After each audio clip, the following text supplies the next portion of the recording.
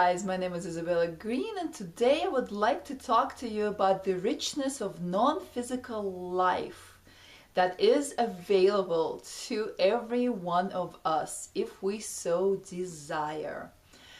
I always share my experiences. I always teach what I know. I always do my best to walk my talk. So everything that I'm going to share with you today is based on my own experiences.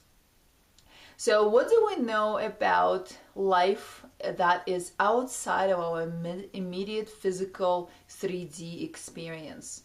Where does it start? Starts with dream time, the most obvious. Dream time is probably moves us to about between fourth dimension to 4.5 and the lower fifth. This is the space where we get to encounter parallel lives, parallel realities, parallel experiences with people and people's other versions of the same people. This is the space where we can also have continuous relationships with these people, the people that we met before and people that we never met. Also, this is the space where we process a lot of stuff related to our third dimensional, our earthly experiences. This is the dimension, Dreamtime is the dimension, the closest to our human experience, the closest to our physical experience.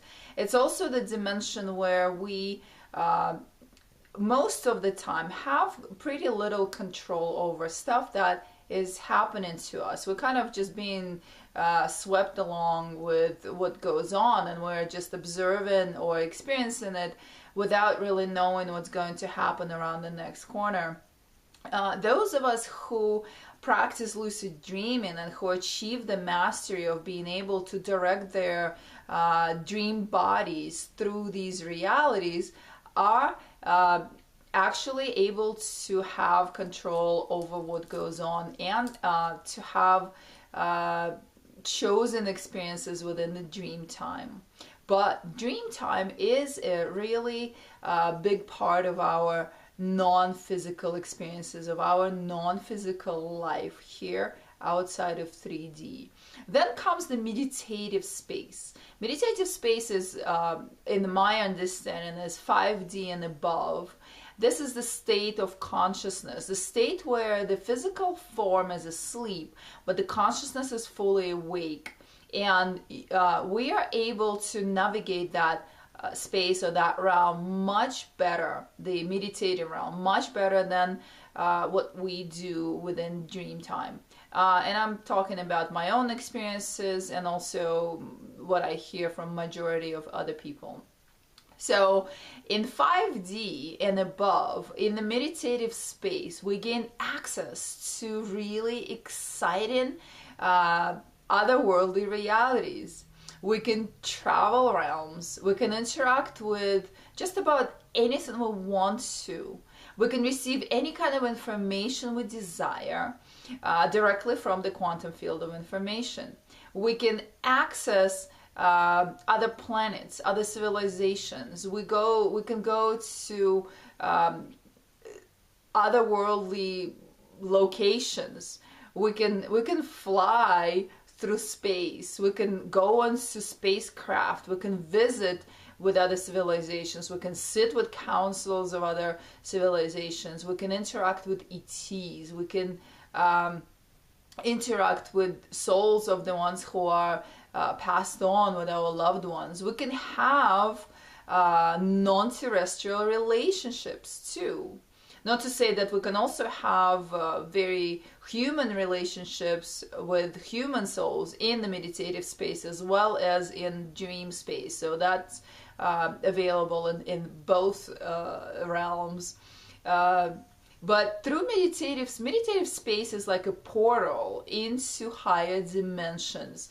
Once you have mastered the art of deep meditation, or pulling yourself into really deep space and meditation, you can hang out in the ethers and direct your attention and direct your experiences pretty much as in any direction that you prefer, in any and send yourself to any location that you prefer.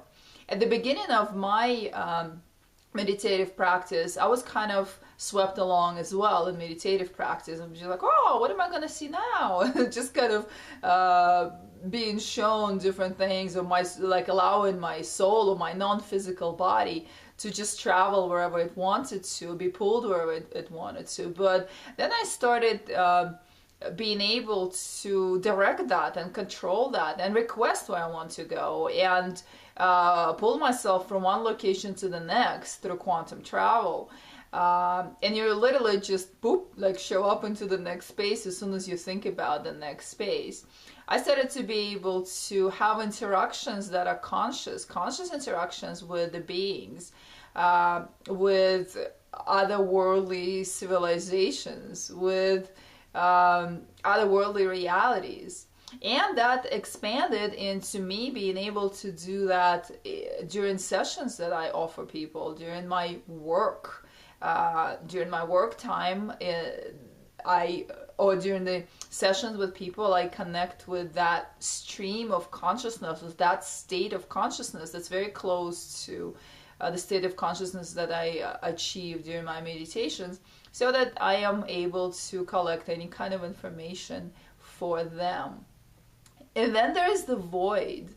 The void is pretty much master level. Once once you've reached the void, or it's not that you reach the void, once you become aware that everything is the void, you have pretty much graduated your meditation school, and you have arrived into the space of ultimate creator, of ultimate source, what we call God too. That's a space where there is no shape and no form and no time and no personality and no planets, and it's kind of boring, actually, because there's nothing going on there, absolutely nothing, except just the sense of absolutely breathtaking, unbelievable love, and also the sense of presence of everything within the present moment. It's a really powerful place once you get there. It could be a little bit eerie for the beginners, and I have a whole video on the void that's a separate talk, and I also have a whole video on meditation that's a separate talk as well, and I will put these in the comments here for you. But I wanted to share with you that so much goes on outside of our immediate reality. There are no movies that can give you entertainment better than you can receive, or you can achieve, or you can experience through activation of your third eye, through activation of your abilities to tap into non-physical life. There is non-physical life of your own self as well, outside of our everyday, wake up, have breakfast, go to work, make children, worry about the children, create family, what else do we do? Go shopping, come back home, go to sleep, wake up, go back to work, right? That's the paradigm that unfortunately majority of the population lives in, but there's so much more that goes on constantly all around us, and majority of the population are completely blocked from awareness of that reality. So they depend on those, on movies and entertainment to experience some sort of joy, some sort of fun, or some sort of entertainment. But you can have that entertainment, you can have the richness of your multidimensional experience through your own awareness, through your own selves. Like I started to say about the aspects of your own selves. You can experience multidimensional aspects of your own selves in your non-physical lives as well. You have access to those anytime you desire. You can experience yourself as anything you want to be, and because source is everything. So you've probably been everything already. You've probably experienced every type of form or shape already, but some are more dominant than others. So some are going to have, you're going to have easier access to some aspects than others, and also it's going to be a matter of your personal choice in this particular incarnation, in this dimension, of what you want to experience yourself as, and what kind of aspects of your soul you want to activate. So you can activate a dragon and experience yourself in the dragon body, flying around, doing things. You can activate an angel and experience yourself as an angelic, doing things, flying around. You can activate an Arcturian, a Pleiadian, an Andromedan, a Syrian, anything, an Alpha Centaurian, and experience yourself as that being outside of your human physical reality.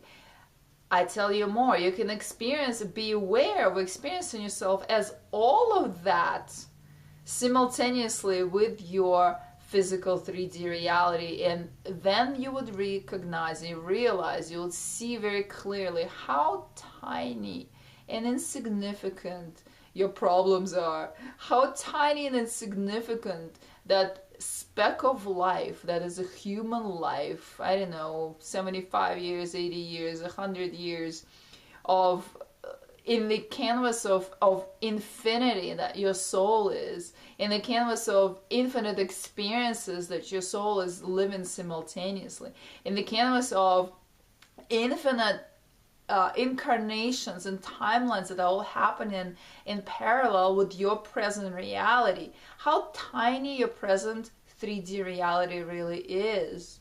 And then it makes it much easier to worry less about, I don't know, the parking ticket or the boss or the children or any of that. Like the whole entire human experience becomes just comical. You know, our worries are so comical when we know the whole reality that is happening all around us, that is a part of us, that a part of our stream, a part of our being.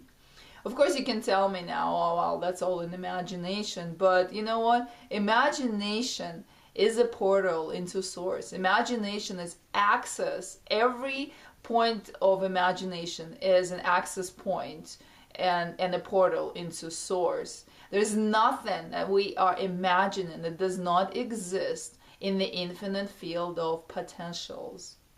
Source is the infinite field of potentials. Source is the quantum field of information and possibilities. And that's infinite. That's endless, that's forever, that's timeless, and that's what we are co-creating here. You know, every form, every shape, every experience, every timeline, every incarnation, every life form is energy condensed by the observer into that specific experience. So when we take our focus to, I don't know, being a dragon, we are creating, we're pulling the energy together to have that experience. And yes, it does exist. The brain is just an antenna. The brain has no capacity to generate imagination, to generate stuff that we're imagining. The brain picks that out from the field of consciousness, which is non-local, which all expands into the infinite field of potential, the quantum field of information, and then source ultimately, which is all the same thing. You know, we just give it different names. But the brain receives our imagination directly from the infinite field of possibility. So everything we imagine and we think we're imagining actually exists. And you can, if you want to believe that you're making that world of non-physical life for yourself, you can make it a really incredibly beautiful and highly enjoyable one as well. So I hope this inspires you to deepen your practice, whether it's meditation or focusing on the third eye or focusing on opening up the third eye and really expanding your awareness outside of everyday mundane routine lifestyle and life that is just so incredibly boring and so incredibly simple and small, once we get to experience and once we gain awareness of how much more is happening with us and all around us in the world of non-physical life. I love you. Thank you for tuning in today. If you'd like to have a session with me, you can reach me at isabellagreene.com. Take care. Namaste.